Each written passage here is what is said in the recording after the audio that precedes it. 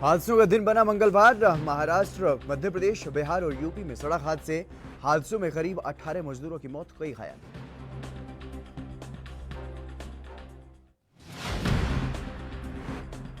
Super cyclone Amphan मचा सकता है तबाही। विशाखापट्टनम में GWR से लगातार किया जा रहा है ट्रैक।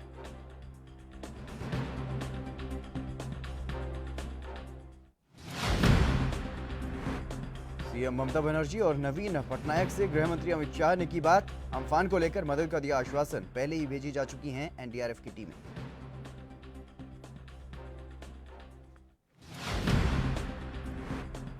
जम्मू कश्मीर के श्रीनगर में मुठभेड़, 2 जवान घायल। सीमा पर युद्ध विराम का उल्लंघन भी किया जा रहा है।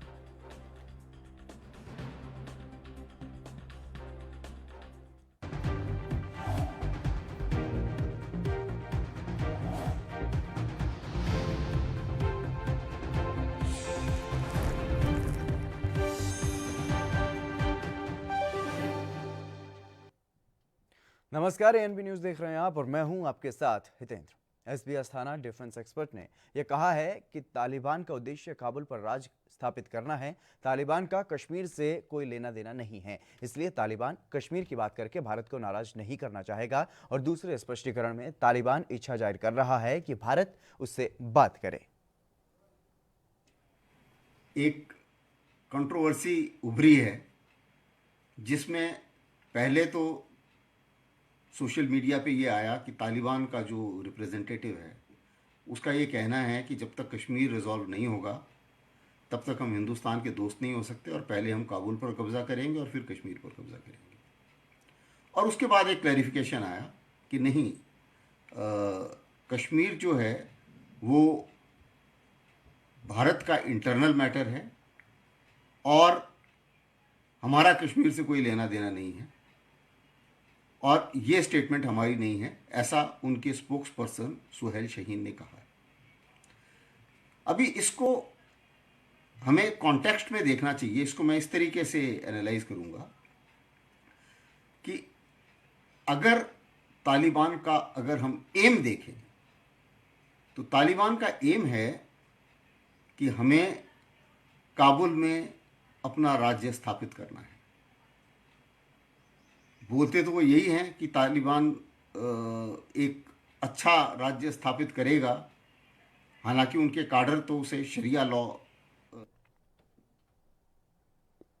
जम्मू और कश्मीर के राजौरी जिले में नियंत्रण रेखा पर पाकिस्तानी सेना की ओर से संघर्ष विराम का उल्लंघन किया गया और भारतीय बलों पर अकारण गोलाबारी को करते हुए पाकिस्तान की तरफ से गोलीबारी भी की गई। और पाकिस्तान ने सुंदरबनी सेक्टर में नियंत्रण रेखा के पास आज सुबह लगभग 7:30 बजे अकारण संघर्ष विराम का उल्लंघन करते हुए छोटे हथियारों के साथ गोलीबारी और मोर्टार भी दागे।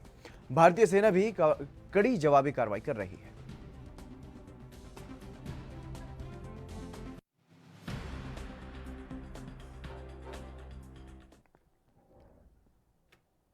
ओडिशा के जगत सिंहपुर में तैनात एनडीआरएफ की एक टीम ने गांव वालों से अम्फान चक्रवात के चलते एरिया में मौजूद चक्रवात आश्रयों में शिफ्ट होने का आग्रह किया है। बता दें कि जगत सिंहपुर ओडिशा और पश्चिम बंगाल के तटीय इलाकों में आ रहे तीव्र चक्रवात अम्फान से लोगों के बचाव के लिए एनडीआरएफ की टीमें तैनात की गई हैं और इन क्षेत्रों में एनडीआरएफ की टीमों के जरिए चलाए जा रहे जागरूकता अभियानों के तहत स्थानीय लोगों को चक्रवात और कोरोना के बारे में जागरूक किया जा रहा है। साथ ही उन्हें वहां से शिफ्ट किया जा रहा है ताकि चक्रवात से जान हानि ना हो। बता दें कि समुद्र में 275 किलोमीटर की रफ्तार से चल रही हवाएं लोगों को अब डरा रही हैं।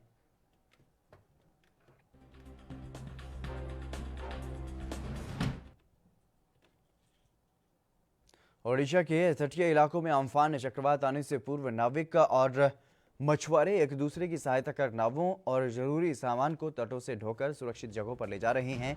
और बता दें कि जरूरी अनाउंसमेंट की मदद से लोगों को जागरूक भी किया जा रहा है। और मौसम विभाग ने 19 और 20 तारीख को अम्फान चक्रवात आने की बात कही है। वहीं लोग चक्रवात से घबरा भी रहे हैं। कई गांव के लोगों को सुरक्षित जगह पर पहुंचाने की बात सामने आ रही है।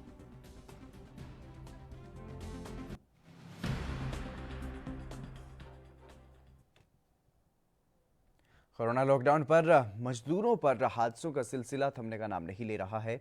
आज 3 सड़क हादसे हुए हैं। महाराष्ट्र, यूपी, बिहार में सड़क हादसे हुए हैं। पहली घटना महाराष्ट्र की है, जहां पर बस ट्रक की टक्कर हो गई और जिससे 4 मजदूरों की मौत हो गई, जबकि 15 लोग घायल हो गए।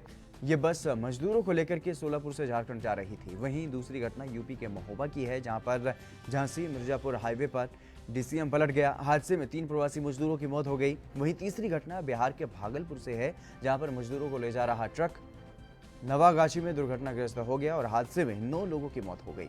ये लोग साइकिल के जरिए अपने घर जा रहे थे। रास्ते में इन्होंने ट्रक का सहारा लिया। ट्रक के जरिए घर का रास्ता ये तय कर रहे थे, लेकिन रास्ते में ही ट्रक पलट गया और इनकी मौत हो गई।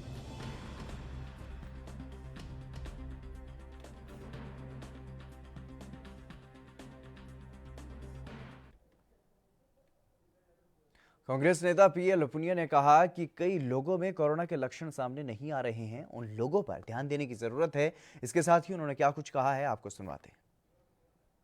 और एक दिन में जो 5,000 लगभग 5,000 केसेस हर रोज़ बढ़ने का सिलसिला है, तो ये चिंता की बात है, वास्तव में चिंता की बात है। और ये तब है जब सरकार ने कुछ संशोधित किए हैं टेस्टिंग के नॉर्म्स। उन्होंने कहा कि हर एक को टेस्टिंग करने की ज़रूरत नहीं है, जिसमें कुछ सिम्टम्स आएंगे उन्हीं को टेस्टिंग के प्रोसेस से जाना होगा। जबकि ICMR और स्वास्थ्य मंत्रालय उन्होंने ये स्वीकार किया है कि 80 से 85% लोग ऐसे पॉजिटिव आ रहे हैं जिनको कोई सिम्टम नहीं थे, बगैर सिम्टम के भी पॉजिटिव है। तो अब आप बगैर सिम्टम्स वालों का टेस्ट ही नहीं कर रहे हैं, तो वो उनको आइडेंटिफाई करके आइसोलेट कैसे किया जाएगा, तो इसमें भी विशेष रूप से देखने की। चलिए इसी बीच रुक कर लेते हैं इस वक्त की बड़ी खबर की ओर। श्रीनगर में मुठभेड़, ये अब बड़ी खबर आपको बता रहे हैं। इस वक्त की हुर्रियत नेता के बेटे समेत 2 आतंकी ढेर हो गए हैं। ये बड़ी खबर, एक सिपाही भी शहीद हुआ है और इससे पहले 2 जवान शहीद बताए जा रहे थे। हुर्रियत नेता के बेटे समेत 2 आतंकी ढेर यहां पर कर दिए गए हैं। ये बड़ी खबर आपको बता रहे हैं। श्रीनगर में मुठभेड़ चल रही थी अभी तक सुरक्षा बलों और आतंकियों के बीच, और एक हुर्रियत का नेता वहां पर बताया जा रहा था। अब इसकी पुष्टि हो गई है कि एक हुर्रियत का नेता भी वहां पर मौजूद था और 2 आतंकी ढेर कर दिए गए हैं। लेकिन एक दुखद खबर, एक जवान भी यहां पर शहीद हुआ है और इससे पहले यह खबर थी कि 2 जवान घायल हुए हैं। लेकिन ये बड़ी खबर आपको बता रहे हैं, जिस तरीके से मुठभेड़ जारी थी उसमें अब 2 आतंकवादियों को ढेर कर दिया गया है। सुरक्षा बलों के लिए ये एक बड़ी कामयाबी कही जा सकती है। हुर्रियत नेता का बेटा भी वहां पर था और उसकी मौत हो गई है और उसके साथ उसका एक और साथी जो पुलिस पर और सुरक्षा बलों पर फायरिंग कर रहे थे, वो दोनों मारे गए हैं। ये बड़ी खबर, एक सिपाही भी यहां पर शहीद हुआ है। श्रीनगर से ये बड़ी खबर सामने आ रही है, जहां पर मुठभेड़ चल रही थी सुरक्षा बलों और आतंकवादियों के बीच। 2 आतंकवादियों को मार गिराया गया है। हुर्रियत नेता का बेटा वहां पर बताया जा रहा था, उसके समेत 2 आतंकियों को वहां पर मार गिराया गया है और एक सिपाही भी यहां पर शहीद हुआ है। ये बड़ी खबर आपको बता रहे हैं। श्रीनगर से बड़ी खबर सामने आ रही है। जम्मू कश्मीर में लगातार सर्च ऑपरेशन जारी हैं सुरक्षा बलों के, और जहां पर भी खुफिया इनपुट्स मिलते हैं, जहां पर भी जानकारी मिलती है, वहीं पर घेराबंदी की जाती है और सर्च ऑपरेशन चलाया जाता है। इसी के तहत यहां पर भी मुठभेड़ चल रही थी और 2 आतंकवादियों को मार गिराया गया है। रविंद्र श्रीवास्तव हमारे संवाददाता जम्मू कश्मीर से हमारे साथ जुड़ गए हैं। रविंद्र जी, क्या कुछ पूरी जानकारी मिल पा रही है? जिस तरीके से आपने बताया था कि वहां पर एक हुर्रियत के नेता के बेटा भी वहां पर है, अब क्या पुष्टि हो पाई है उसकी? जी देखिए, अभी तक जो है पुष्टि नहीं हो पाई है, लेकिन इतना जरूर पता चला है कि 2 आतंकी जो हैं उनको मार गिराया है जी। और अभी भी सर्च ऑपरेशन उस इलाके में चल रहा है, क्योंकि जिस तरह से लगातार रिहायशी इलाका है और काफी घनी आबादी है वहां पर जी, उसके चलते ऑपरेशन काफी ज्यादा मुश्किल था, क्योंकि स्थानीय लोगों की भी जान को देखना था। इसी वजह से पहले इलाके को खाली किया गया और उसी के बाद उस इलाके में अपनी कार्रवाई जो है वो शुरू की गई है। और अभी तक जो जानकारी मिल पाई है उसमें 2 आतंकी मारे गए हैं और 2 जवान जो हैं जम्मू कश्मीर पुलिस के वो घायल हुए हैं।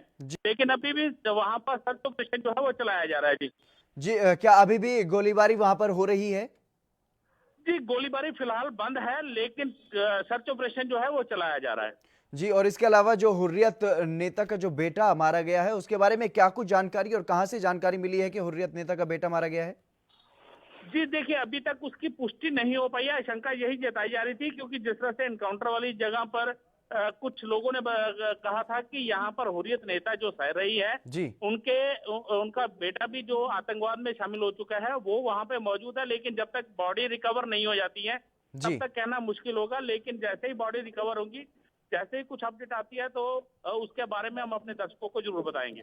जी रविंद्र, तमाम अहम जानकारी देने के लिए आपका बहुत बहुत शुक्रिया। तो ये जो मुठभेड़ जारी थी, फिलहाल सर्च ऑपरेशन लगातार जारी है, लेकिन फिलहाल गोलीबारी वहां पर थम गई है। चलिए खबरों में आगे बढ़ेंगे। पंजाब के जिला गुरदासपुर के थाना घुमान के गांव भक्तुपुर के रहने वाले युवक को नंगा करके उसकी जमकर के पिटाई की गई। पिटाई का नग्न अवस्था में वीडियो बना करके हमलावरों ने वायरल कर दिया। युवक के बयानों के आधार पर पुलिस ने 10 युवकों पर केस दर्ज कर आरोपियों की तलाश शुरू कर दी है।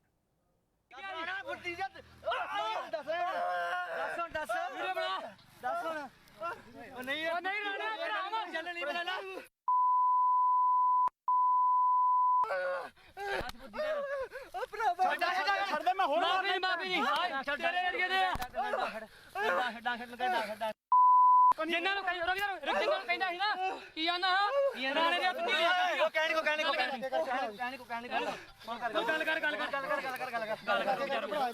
ਨਹੀਂ ਕਹਿਣੀ ਮਾਰਨ ਨਹੀਂ ਚਪੇੜ ਮਾਰੀ ਮਾਰਨ ਹੁਣ ਬੋਲ ਬੁੱਧੀ ਜਾ ਬੋਲ ਰੁਕ ਜਾ ਆਪਣੇ ਹੱਥ ਲਾ ਕੇ ਦਾ ਫੁੱਦੀ ਦਿਆ ਓ ਹੈਲੋ ਲਾਵਾ ਦੱਸ ਓ ਲਾਵਾ ਦੱਸ ਕੀ ਆਂਦਾ ਤਤੀਰੀਆਂ ਕੱਢਣੀਆਂ ਮੇਰੀਆਂ ਆਂਦਾ ਇਹ ਤਤੀਰੀਆਂ ਕੱਢਣੀਆਂ ਮੇਰੀਆਂ ਇਹ ਆ ਕਰ ਗੱਲ ਫੁੱਦੀ ਦਿਆ ਗੱਲ ਕਰ ਕਿ ਹੈਲੋ ਮੈਂ ਰਾਣਾ ਭਗਤੂਪੁਰੀਆ ਗੈਂਗਸਟਰ ਦੱਸ ਆਈ ਰਾਣਾ ਭਗਤੂਪੁਰੀਆ ਫੜਿਆ ਜੀ ਦੱਸ ਫੁੱਦੀ ਨੇ ਮੈਂ ਨਾਲ ਹਾਂ ਫੁੱਦੀ ਦਾ ਹੱਡ ਕਾ ਭਜਣ ਡਿਆ ਓਏ ਗੱਲ ਖਿਸਕਦਾ ਹੀ ਬੜਾ ਭਜਣ ਡਿਆ ਹੱਡ ਕਾ ਭਜਣ ਡਿਆ ਫੁੱਦੀ ਦਾ ਰਾਣੇ ਘੁੰਮਣ ਇਹ ਸਾਰੇ ਨੂੰ 3 ਦਿਨ ਭਜਣ ਡਿਆ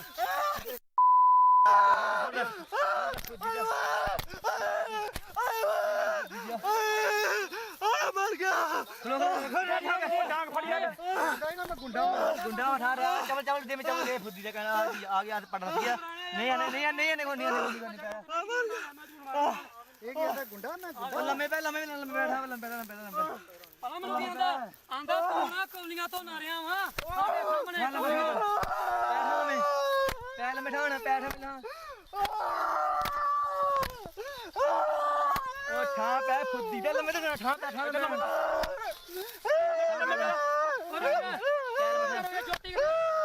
जोती खोला रुक जा तेरी बारी उठ गई हुन एक और चौके लेना रोगे फुद्दी दिया किटा क्या हुए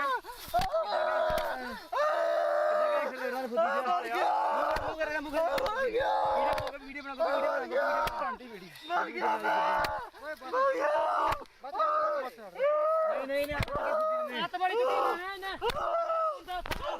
क्या ही ना मेरी वीडियो ना क्या है मैं बचा मैनू कोई ना कल ही चलिए इस खबर पर अधिक जानकारी के साथ हमारे संवाददाता अवतार सिंह हमारे साथ जुड़ गए हैं। अवतार जी से जानते हैं क्या कुछ पूरा मामला है। अवतार जी, क्या कुछ पूरा मामला है, किस वजह से इस युवक की पिटाई की गई है? जी मैं आपको बता दूं कि गुरदासपुर का भक्तपुरा का रहने वाला ये नौजवान था जिसके साथ बेरहमी से मारपीट की गई है। ये दोनों गुटों के बीच आपसी रंजिश का मामला बताया जा रहा है। आपसी रंजिश के चलते इस नौजवान को रात को उठाया गया और इसके साथ मारपीट की गई, तो इसको नजर कर दिया गया, इसके वस्त्र जो उतार ली गई, जिसके बाद इसकी वीडियो बनाई गई, वीडियो बनाकर सोशल मीडिया पर वायरल की गई। जी अवतार जी, किस वजह से पुरानी रंजिश इनके बीच चल रही है जिसकी वजह से ये दुर्दशा इस युवक की गई?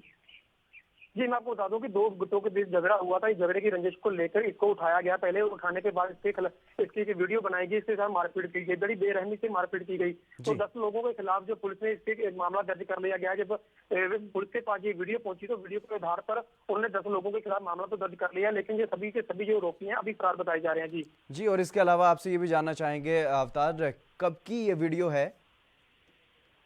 जी मैं आपको बता दूं कि ये 2 दिन पहले की वीडियो बताई जा रही है। जब वीडियो काफी वायरल हुआ तो वायरल होने के बाद ये वीडियो पुलिस के पास पहुंची तो उसके आधार पर ही मामला दर्ज किया गया। जी जो अवतार, जो पीड़ित युवक है उसकी हालत कैसी है फिलहाल?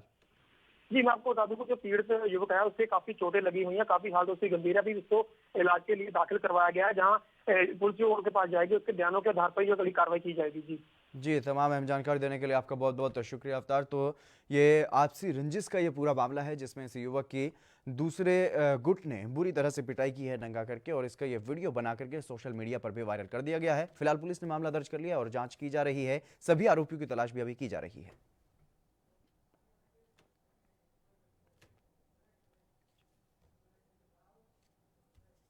चलिए फिलहाल रुकेंगे एक छोटे से ब्रेक के लिए, जल्द हाजिर होंगे।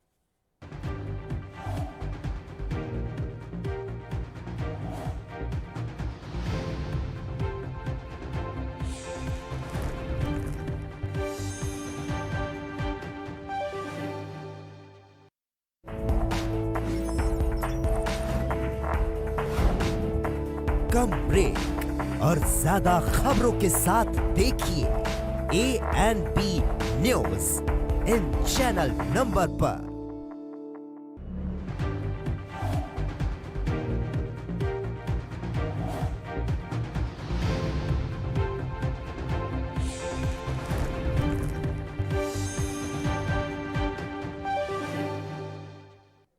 ब्रेक के बाद एक बार फिर से आप सभी का स्वागत है। खबरों में आगे बढ़ेंगे। दिल्ली में कृषि भवन में एक अधिकारी कोरोना पॉजिटिव पाए गए हैं, जिसके चलते कृषि भवन का एक हिस्सा 2 दिन के लिए सील कर दिया गया है। अधिकारियों को 21 मई तक घर से काम करने को कहा गया है। यहां मत्स्य, पशुपालन और डेयरी मंत्रालय में एक अधिकारी के पॉजिटिव पाए जाने के बाद इसे सील किया गया है।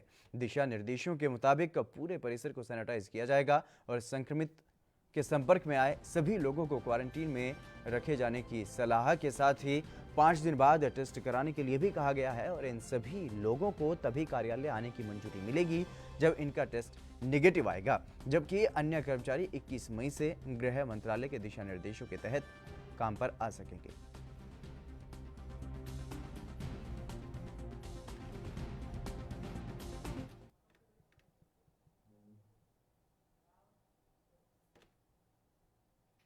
चलिए इसी बीच रुक करते हैं इस वक्त की बड़ी खबर की ओर। असम से इस वक्त की बड़ी खबर सामने आ रही है। कोरोना का कहर लगातार जारी है और राज्य में कोरोना के 6 नए मामले सामने आए हैं। ये बड़ी खबर असम से सामने आ रही है, जहां पर 6 नए लोग कोरोना पॉजिटिव पाए गए हैं। जोरहाट, गोलाघाट से 2-2 केस सामने आए हैं। राज्य में संक्रमितों की संख्या 121 तक पहुंच गई है। असम में लगातार कोरोना का कहर जारी है, वहां पर भी अब संक्रमितों की संख्या में इजाफा हो रहा है। 6 नए मामले सामने आए हैं। जोरहाट, गोलाघाट से 2-2 मामले सामने आए हैं और कोकराझार, नागौर से 1-1 मामला सामने आया है। ये बड़ी खबर आपको बता रहे हैं असम से, जहां पर कोरोना का कहर लगातार जारी है और लगातार संक्रमित मरीजों की संख्या में इजाफा होता हुआ नजर आ रहा है। राज्य में कोरोना के 6 नए केस सामने आए हैं। जोरहाट, गोलाघाट से 2-2 मामले सामने आए हैं।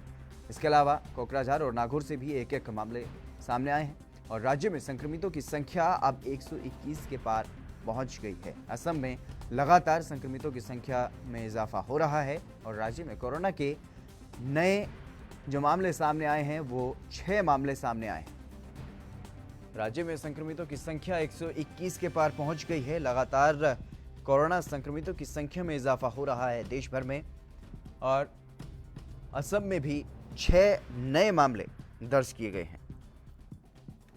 जोरहाट और गोलाघाट से 2-2 नए मरीज सामने आए हैं। इसके अलावा कोकराझार और नागौर से 1-1 मरीज पाए गए हैं। असम में भी कोरोना का कहर लगातार बढ़ता हुआ दिखाई दे रहा है। राज्य में कोरोना के 6 नए मामले दर्ज किए गए हैं। 6 लोगों में कोरोना वायरस की पुष्टि हुई है। ये बड़ी खबर आपको बता रहे हैं असम से, जहां पर लगातार कोरोना संक्रमित मरीजों की संख्या में इजाफा हो रहा है। राज्य में संक्रमितों की संख्या 121 के पार पहुंच गई है। असम में कोरोना का कहर जारी है और राज्य में कोरोना के 6 नए मामले सामने आए हैं। ये बड़ी खबर आपको बता रहे हैं असम से। जोरहाट, गोलाघाट में 2-2 मामले सामने आए हैं। राज्य में संक्रमितों की संख्या 121 के पार पहुंच गई है। असम में लगातार कोरोना का कहर बढ़ता हुआ दिखाई दे रहा है। राज्य में कोरोना के 6 नए मामले सामने आए हैं, जिनमें जोरहाट और गोलाघाट से 2-2, कोकराझार और नागौर से 1-1 मामले सामने आए हैं। राज्य में संक्रमितों की संख्या 121 के पार पहुंच गई है। असम में कोरोना का कहर लगातार बढ़ता हुआ दिखाई दे रहा है। ये बड़ी खबर आपको बता रहे हैं असम से, जहां पर 6 नए कोरोना के मामले सामने आए हैं। राज्य में अब तक 121 तक ये आंकड़ा पहुंच चुका है। कोरोना वायरस की महामारी को रोकने के लिए लागू लॉकडाउन के बीच हरियाणा के सोनीपत और पानीपत स्थित गोदामों से शराब गायब होने की जांच की आंच भिवानी तक पहुंच गई है। पुलिस और आबकारी विभाग ने संयुक्त रूप से जिले में बने शराब के गोदामों पर छापेमारी की और स्टॉक की जांच की।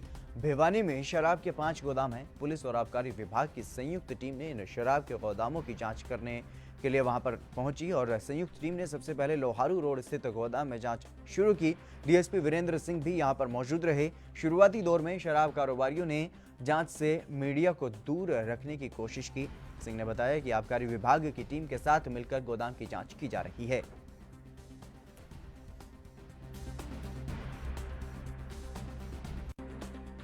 जो एक्साइज के L1, L13 है उनके सारे स्टॉक को वेरीफाई किया जा रहा है।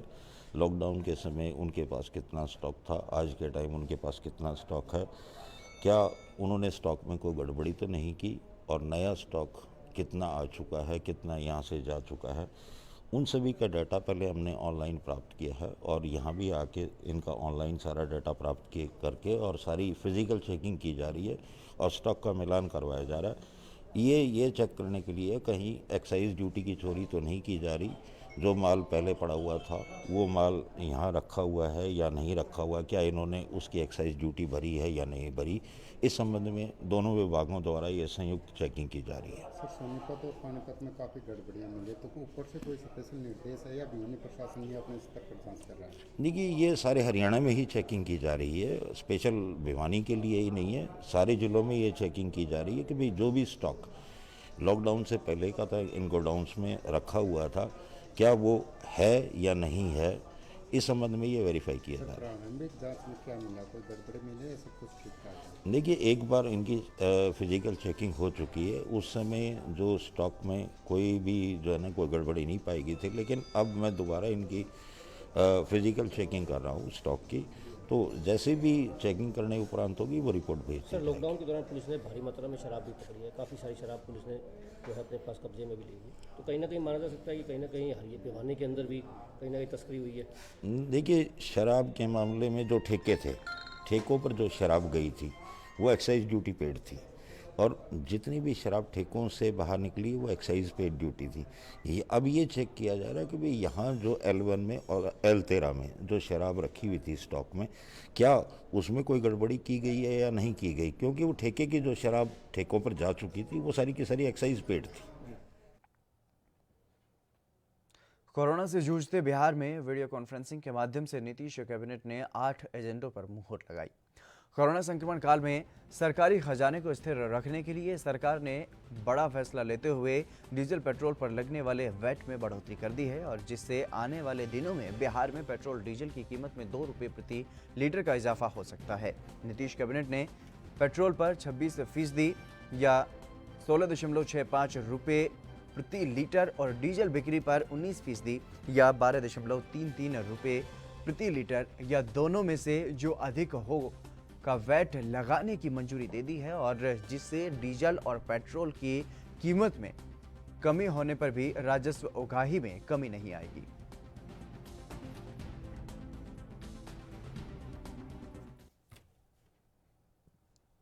पाकिस्तान की सुप्रीम कोर्ट ने कोरोना लॉकडाउन के दौरान बंद पड़े शॉपिंग मॉल और बाजारों को सप्ताह में 7 दिन खोलने का आदेश दिया है और कोर्ट ने कहा है कि हमें उम्मीद है कि प्रशासन शॉपिंग मॉल और कारोबार को खोलने में अड़चन पैदा नहीं करेगा। और बता दें कि पाकिस्तान में कोरोना संक्रमण के 42,000 से ज़्यादा मामले सामने आ चुके हैं और 900 से ज़्यादा लोगों की मौत हो चुकी है। पाकिस्तानी सुप्रीम कोर्ट ने आदेश दिया है कि देश में शॉपिंग मॉल और बाजारों को सप्ताह में 7 दिन खोलने की अनुमति मिलनी चाहिए। शीर्ष अदालत ने कहा है कि देश में दुकानदार कोरोना के बजाय भूख से मर जाएंगे और ये संक्रमण 1-2 दिनों में खत्म नहीं होने वाला।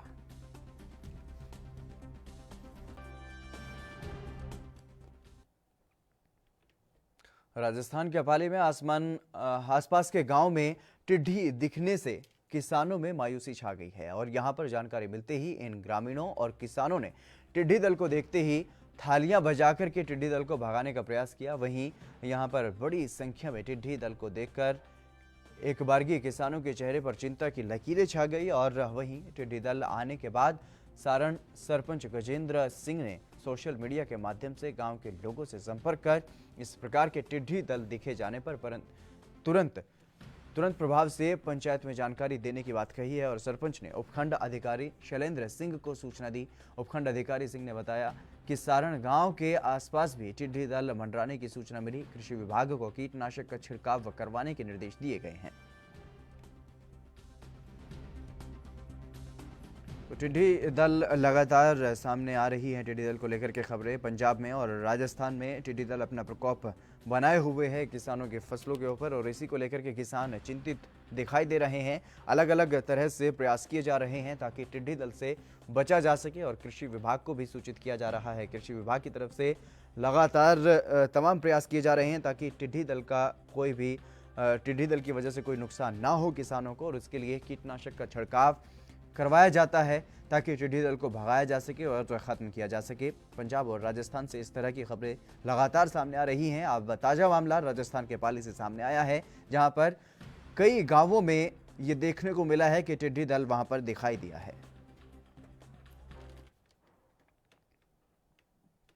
पंजाब के अजनाला में सरहदी तहसील के पुलिस थाना रमदास में रावी दरिया से सटे गांव कस्सोवाल में से बीते दिनों अवैध माइनिंग होने की वीडियो सोशल मीडिया पर वायरल हो रहा है जिसके संबंध में पुलिस थाना रमदास में सारा मामला सामने आया तो तुरंत पुलिस हरकत में आई और वहीं जानकारी देते हुए थाना प्रभारी मनतेज सिंह ने ये बताया है कि गांव में चल रही अवैध माइनिंग की जानकारी मिलते ही वहां रेड की गई और जहां से मौके पर मौजूद पड़ी 2 पॉकलाइन मशीनों को कब्जे में लेकर मामला दर्ज किया गया है। वहीं उन्होंने ये भी बताया कि वीडियो की जांच फिलहाल की जा रही है और जो भी उसमें दिखा उस पर बनती कानूनी कार्रवाई की जा रही है।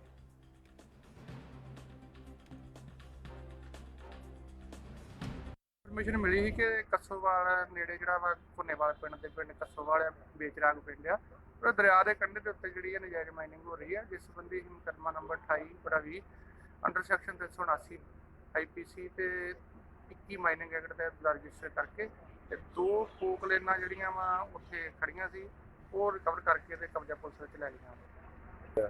ਪਰਚੇ ਜੀ ਉਹਦੇ ਤੇ ਇੱਕ ਵੀਡੀਓ ਵੀ ਉਸ ਸੰਬੰਧੀ ਸਾਡੇ ਕਬਜ਼ੇ ਆਈ ਆ ਸਾਡੇ ਕੋਲ ਹੁਣ ਮਸੂਲ ਹੋਈ ਆ ਉਹਦੇ ਵਿੱਚ ਵੀਡੀਓ ਦੇ ਵਿੱਚ ਵੇਖਾਂਗੇ ਪਛਾਣ ਕਰਾਂਗੇ ਕਿ ਕਿਹੜੇ ਬੰਦੇ ਹੈਗੇ ਆ ਉਹਨਾਂ ਦਾ ਨਾਮਜ਼ਦ ਕਰਕੇ ਉਹਦੇ ਖਿਲਾਫ। यूपी के बाराबंकी में कोरोना के बचाव को लेकर के लगाए गए लॉकडाउन के बीच एक शादी में कुल मिलाकर 25 लोग शामिल थे। वहीं इस शादी में कोरोना से बचने को लेकर के दूल्हा दुल्हन ने न सिर्फ मास्क पहनकर शादी की बल्कि एक दूसरे के हाथों को सैनिटाइज करते हुए 7 फेरे लेने से पहले लॉकडाउन के साथ वचन निभाने का वादा किया। और बता दें कि बेटी को घर से विदा करने से पहले लड़की के परिवार वालों ने मास्क और सैनिटाइजर देकर उन्हें विदा किया।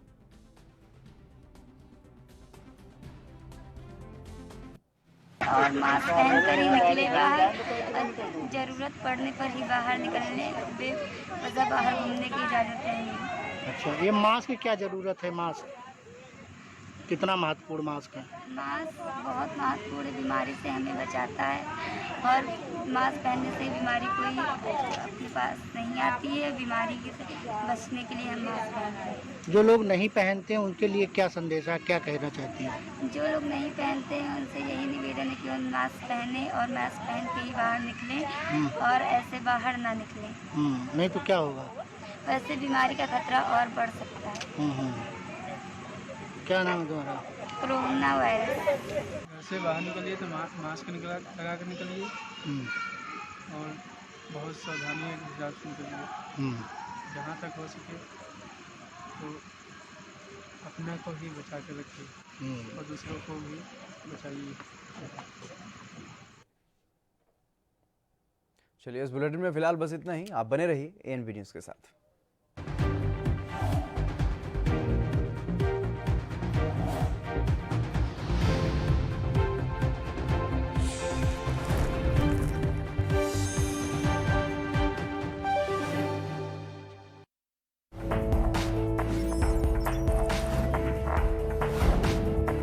कम ब्रेक और ज्यादा खबरों के साथ देखिए ANB न्यूज़ इन चैनल नंबर